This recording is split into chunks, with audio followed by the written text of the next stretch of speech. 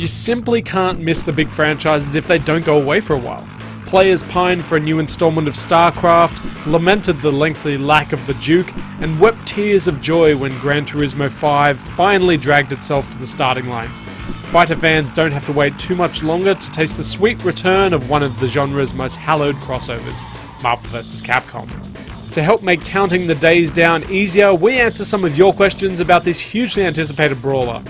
Tarzy23 asks, will Wesker's Speedy Hyper, the one that looks like Maximum Spider without the webs, track and hit an opponent in mid-air? Absolutely. Wesker's Phantom Dance Hyper can be performed both while you're on the ground and in the air. It tracks and hits rival players regardless of whether they're mid-jump or firmly planted on the ground, but don't worry though because it is blockable in both forms.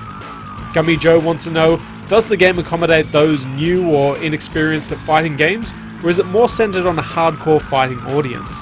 Well Gummy, if you're not a fighting fan, you're probably in the wrong place with MVC3, but it is clear that Capcom wants this to be as accessible as possible at the beginner level. The most obvious clue is the inclusion of a simple mode that allows you to pull off a chunk of the game's flashier moves with single button presses. No more remembering combos or struggling with the timing. It absolutely helps level the playing field for newcomers, but when you're ready to drop the training wheels, there's a much deeper game available here. Black Phantom asks, do characters that have been ruled out of the game have a chance at being DLC? How many DLC characters are there going to be, and have they already been chosen? Capcom has supported Street Fighter 4 and Super Street Fighter 4 heavily since launch with costume packs, so we wouldn't be surprised to see a similar approach, maybe even larger, with MVC3.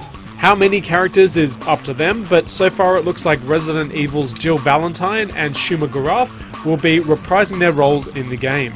Frank West was originally slated to be a playable character, but apparently dropped due to the extra work required to get him into the game. Ryuden Tsuma, Marvel vs. Capcom 3's producer, hinted that lore guy Phoenix Wright would be a great fit for the game, but nothing's been set in stone. And finally, All That Down asks, have the two universes been brought to life well?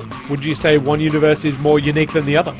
We'll skip the gory story mode details, but like previous games in the Versus series, the real value is being able to pit your favourite superheroes against other characters they wouldn't ordinarily do battle with. Comic fans can rewrite their own Marvel Civil War storylines, or watch a dangerously jiggly world where Morrigan and She-Hulk battle for your affection. Marvel vs. Capcom 3 Fate of Two Worlds launches in Australia on February 17th for the Xbox 360 and PlayStation 3.